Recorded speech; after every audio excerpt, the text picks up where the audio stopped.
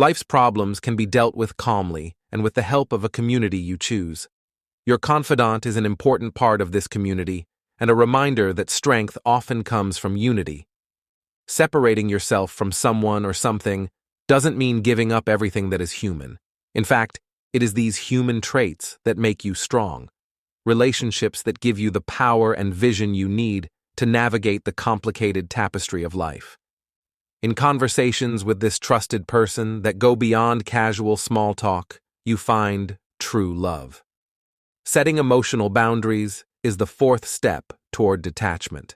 When strong emotions rule our emotional landscape, it's like being in charge of a ship during a storm where the emotional waves are strong and can be overwhelming. The goal of Stoic teaching is not to avoid these waves, but to learn how to move through them with skill and wisdom. This means understanding when to let the waves carry us and when to firmly hold the ship's helm. Emotions are a natural part of being human, but they can take us off course if we don't set clear limits. The skill is being able to feel these emotions without letting them submerge us. Epictetus, who had a deep knowledge of the human spirit, reminds us that what matters is not what happens, but how we understand it. This knowledge is important for setting emotional boundaries, like having a caretaker in our minds who welcomes all of our feelings but doesn't let them take over our inner space. For example, when we're angry, we recognize that it's there and try to figure out why it's there, but we don't let it control our actions or feelings. To define our emotions, we have to talk to them, figure out what part they play, and guide them so they don't get in the way of our logic. Setting these limits in real life may mean giving yourself time to feel a certain feeling. For example, we could say, I'm going to let myself feel frustrated right now, but then I'm going to focus on solutions. This doesn't mean denying our feelings. It means controlling how they affect us.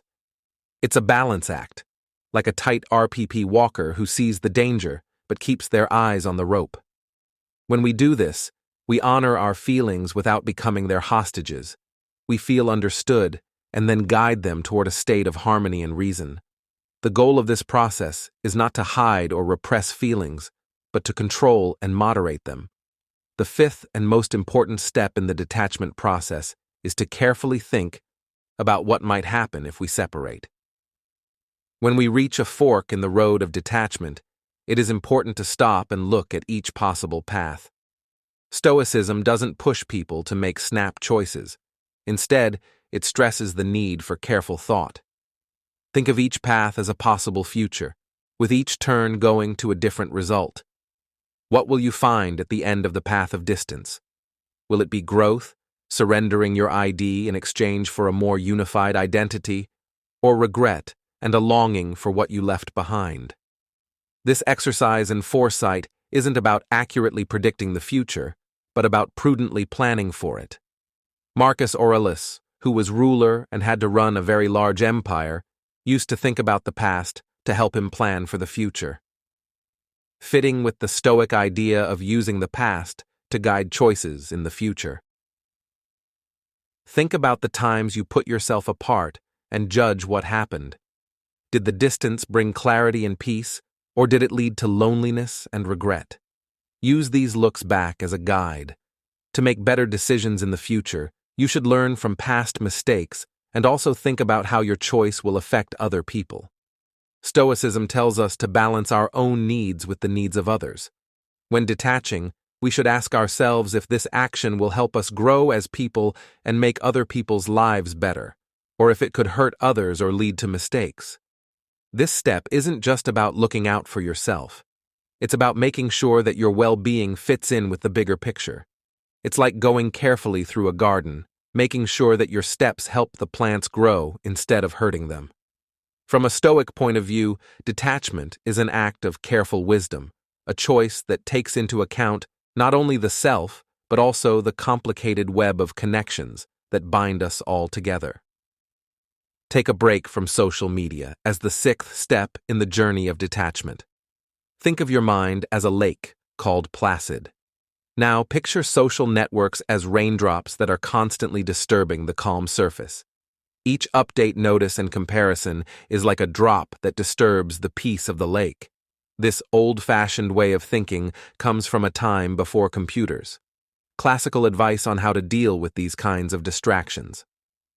When Seneca thinks about how short life is, she might see social media as a modern source of many pointless distractions. This is especially true in the process of detachment, which is about taking back our time and choosing where to put our valuable energy on social media.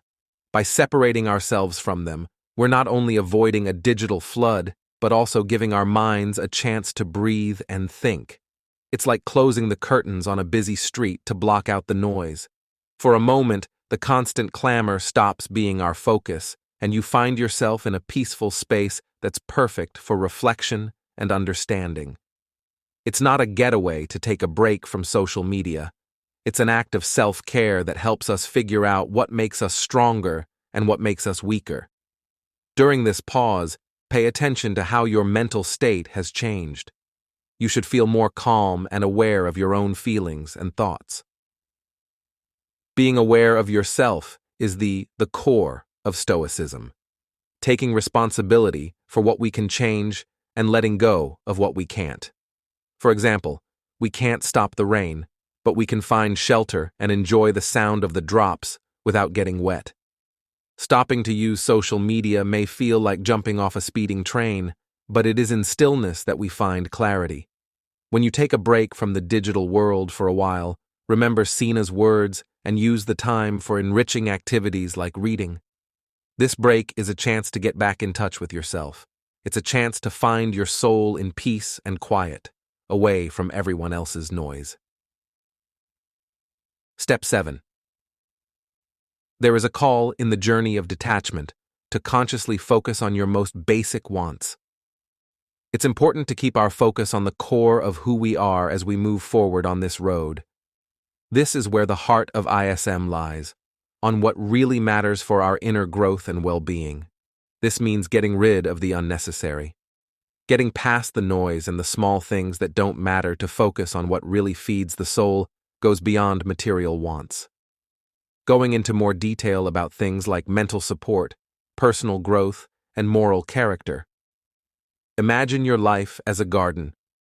What are the most important things for it to grow, like water and sunshine for plants? Figure out what you need to do in order to grow emotionally and spiritually.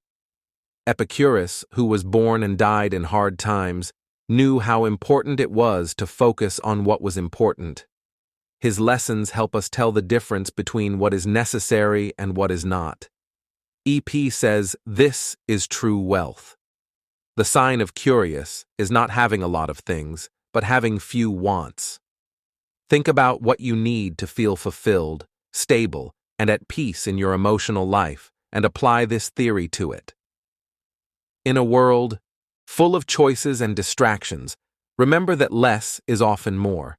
To be happy in both simplicity and depth, you have to think about what really makes you happy and at peace. In real life, this could mean DED. Setting aside time to think about what truly makes you happy, whether you're alone, with others, in a sport, or doing something else that feeds your spirit. These basic needs must be identified and ranked, just like when you pack for a trip. You should only bring things that will make the trip more enjoyable. This on purpose.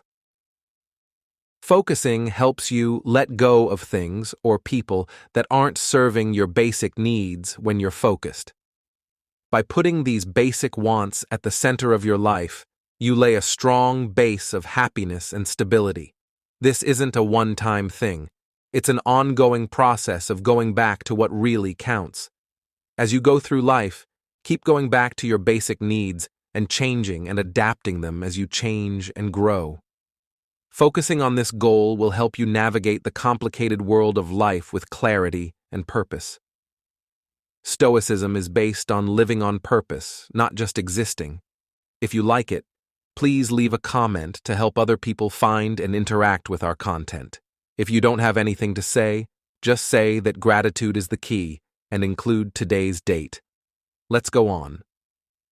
The 8th step, Celebrating gratitude and recognizing the present is a major turning point on our path to detachment.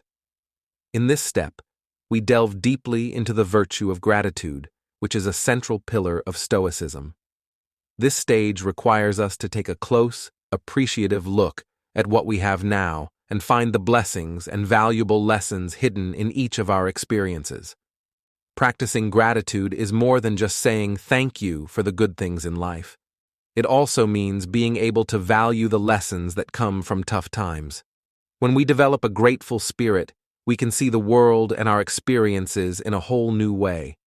Problems become steps that help us grow as people and strengthen our character. This paradigm shift leads us to change our focus from what we don't have to a deep appreciation of the blessings we do have. We need to keep counting them.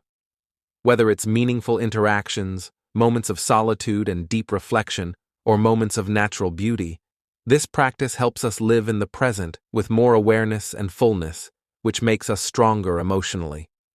This practice can be compared to weaving a rich tapestry of experiences where each thread of gratitude adds color and texture to the great mosaic of our existence. This step invites us to celebrate life in its entirety, weaving a tapestry. Each experience is a valuable opportunity for learning and personal enrichment. Therefore, by incorporating gratitude into our journey of detachment, we open the doors to a deeper connection with the present moment and a profound understanding of the meaning of life. It is as if we are exploring an uncharted tour, where the wheel lies not only in the things we possess, but also in the lessons we extract from our experiences. So I invite you to embrace this 8th step with enthusiasm and curiosity, as it offers us the key to a fuller and more meaningful life. Step 9. The promotion of flexibility and the willingness to change in this crucial stage of the journey of detachment. We are challenged to accept not only the transience of all things, but also the unpredictability of the world around us. There are always things happening in life, and some of them are out of our control. But we can choose how we feel and react to these things. In this case, flexibility of mind isn't just a passive response to change. It's an active posture of adaptation. It means being ready to let go of our old ideas and attachments when we need to, and embracing the unknown with courage. It's like navigating a rough river, where we have to keep changing our course as the currents take us. This doesn't mean giving up our values and principles. It just means finding new ways to apply them in different situations. Practicing flexibility also helps us become emotionally strong. When we accept that change is a part of life, we reduce the resistance and pain that come with fighting what we can't change. Instead, we learn to flow with the flow, turning challenges into chances to grow. Flexibility also helps us see the good in even the worst situations. This doesn't mean ignoring pain or difficulty, but finding the good in them.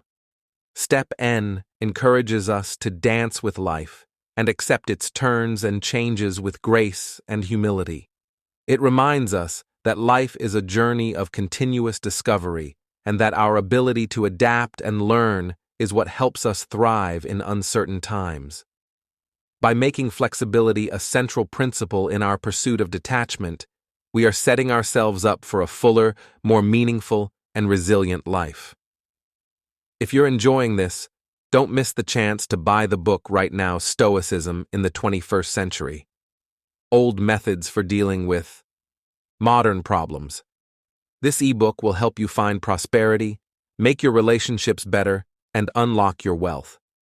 In the 10th step of the path of detachment, we focus on developing understanding and practicing sharing. You can find the link to this step in the comments. Sharing ideas based on Stoic ideals. We know how important it is to connect deeply with others and make a positive difference in their lives. Empathy is the ability to understand and share the feelings of others. In this step, we learn to listen carefully, put ourselves in others' shoes, and recognize their thoughts and feelings. This helps us build stronger relationships with the people around us based on understanding and solidarity. Sharing, on the other hand, means actively adding to the well-being of others. This can be done in many ways, from giving emotional support to helping with real-world tasks. Sharing not only makes other people's lives better, but it also makes our own sense of purpose and fulfillment stronger. In this step, it's important to remember that detachment doesn't mean separating ourselves from human relationships.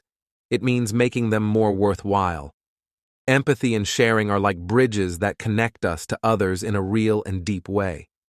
By practicing empathy and sharing, we make the world a more caring and supportive place by living by the Stoic values of virtue and kindness.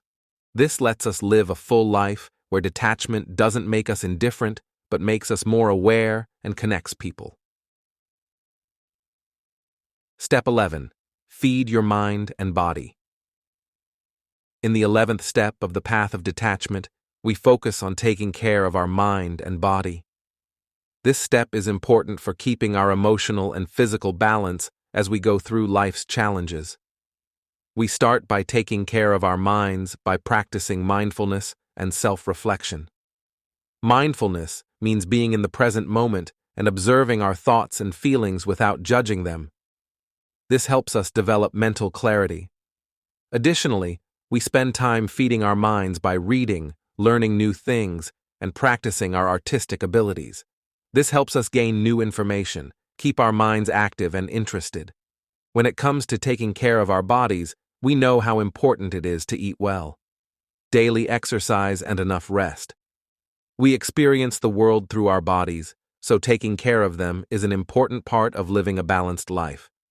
This step reminds us that detachment isn't just about getting rid of worries and stress, it's also about investing in our physical and mental health.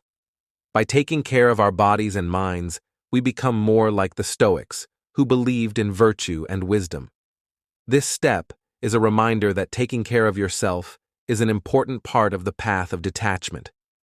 When we start the path of detachment, whether it's from people or events that are bothering us, we find a lot of deep insights and useful advice in the lessons of Stoicism. This theory that dates back thousands of years tells us to carefully step back. Think about the reasons why we detach in order to have enlightening conversations about setting limits for our emotional responses and the results of the decisions we make as we disconnect from constant outside influences like social media and focus on our basic needs. Our deeds are in line with Stoic ideas. Being stern with its classical wisdom tells us that detachment doesn't mean being emotionally insensitive. On the contrary, it means finding inner peace and strength as we deal with complicated relationships and life's difficulties. Stoic ideas shine like a beacon, showing people how to live a life full of virtue, wisdom, and mental strength. This way of thinking not only helps us deal with life's ups and downs with more peace, but it also helps us build deeper, more meaningful relationships with ourselves and with others. Because of this, Stoicism is a useful tool for living a more conscious and balanced life. If you liked this, please subscribe and leave a comment.